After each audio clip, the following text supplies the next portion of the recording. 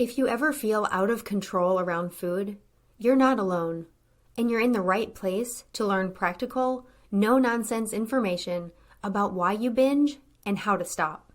Binge eating does not mean that something is wrong with you. It's a natural but primitive brain response that you can correct.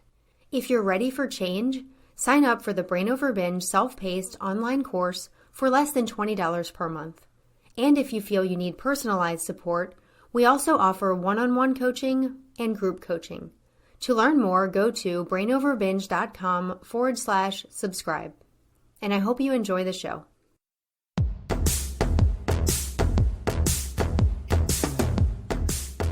Welcome to the Brain Over Binge podcast, where you learn a simple, brain-based approach to ending binge eating.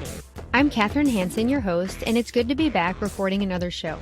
For those of you who are new here, this is a podcast aimed at helping you stop the binge eating habit in a simple and practical way. The early episodes contain all of the basics, so you can go back and listen to those in order to get a foundation for what this podcast is all about and how the Brain Over Binge approach can help you. Today I'm going to do something that I have not yet done here on the podcast, and that's simply to share one of my blog posts with you in audio form.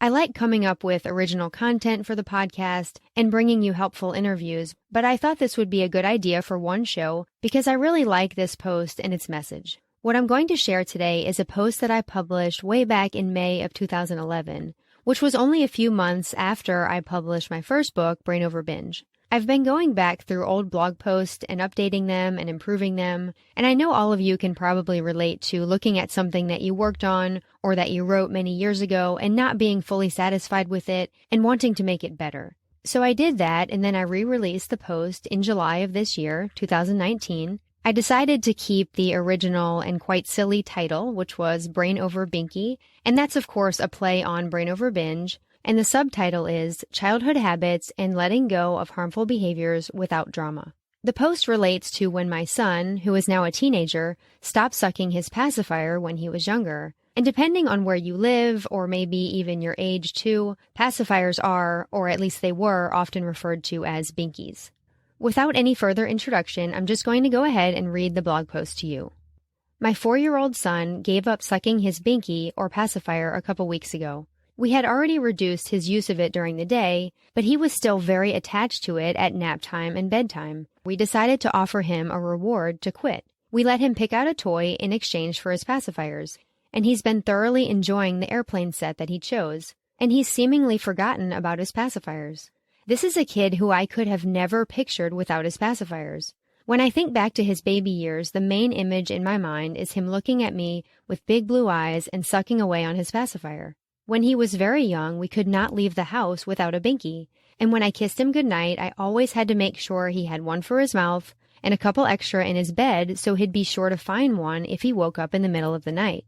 He loved his binkies. They were his favorite way to soothe himself. I did not think it would be as simple as it was for him to give up the pacifiers.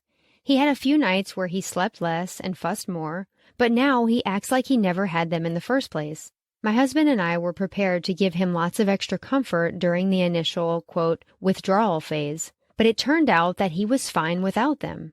He stopped performing the habit, and in turn, the desire for the habit seems to have gone away already.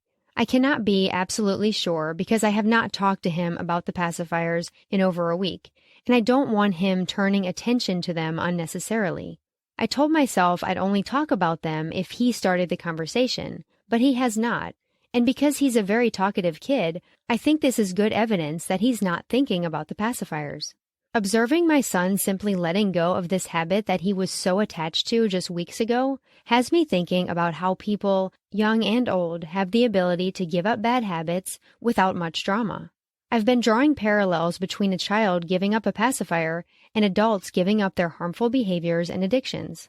I believe that if adults who struggle with destructive habits could model the example of young children, then giving up those habits would be much less complicated.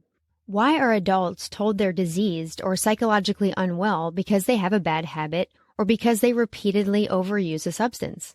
Why are they often excused from simply quitting and told that they are powerless? We do not tell our children that they are powerless over their habits. Otherwise, there would be widespread adult pacifier use. Was my son addicted to his pacifier? I realized that the word addiction can be charged, and it has different meanings to different people. But I think I could argue that yes, my son was addicted to his pacifier, even though there was not a chemically addicting substance involved. But did being addicted mean that my son was flawed or broken or had underlying emotional issues that he needed to resolve? Absolutely not. Did being addicted mean that my son was not capable of simply stopping the behavior and moving on with his life? No. And I want to encourage binge eaters to believe that they are also capable of simply letting go. The way that I quit binging was indeed very similar to the way my son quit using his pacifiers. I stopped letting a binge be an option. I decided that I did not do it anymore, no matter what, and the urges to binge faded when I no longer acted on them. It did take longer for my urges to binge to go away than it seemed to take for my son to lose his desire to suck his pacifiers. And this is possibly because a child's brain is more plastic and more easily changed than an adult's. Nevertheless, my brain moved on and developed new neural pathways, and I developed new interests and things to think about, and the feeling of wanting to binge became merely a memory. The difference between my son and me was that my son would not have chosen to stop sucking his pacifiers on his own, at least not any time in the near future. He needed me to tell him when it was time to stop and take the pacifiers away. Likewise, the more primitive part of a binge eater's brain, which I call the lower brain, is addicted to binging and wants to continue the habit indefinitely, receiving whatever temporary pleasure and comfort that it brings. The lower brain needs a higher authority to say, it's time to stop. And in adults, that voice of reason is the prefrontal cortex, which I call the higher brain. The higher brain is the part of you that knows binge eating is not what you truly want, and it is the part of you that is capable of dismissing the urges to binge.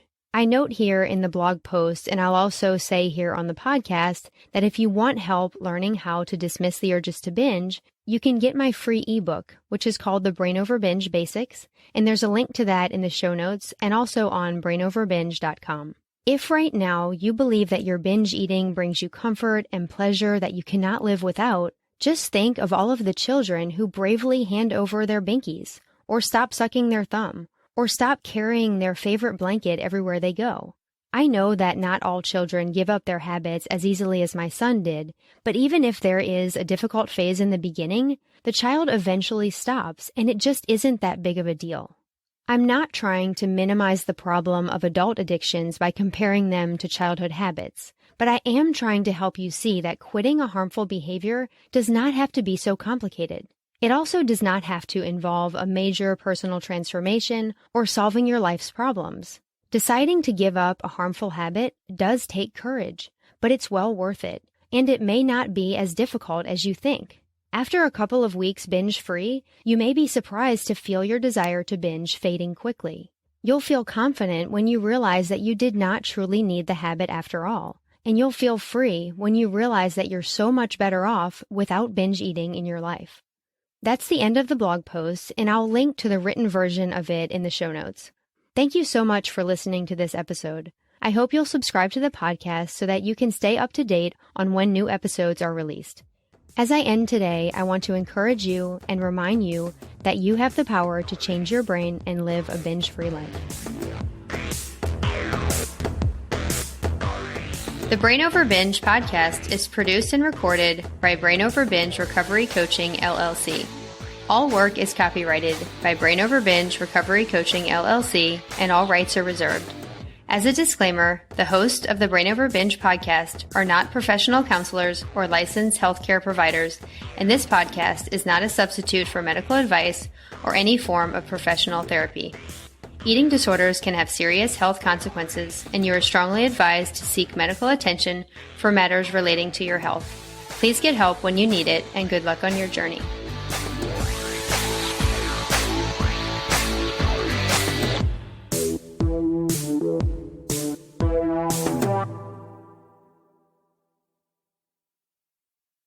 Need more help?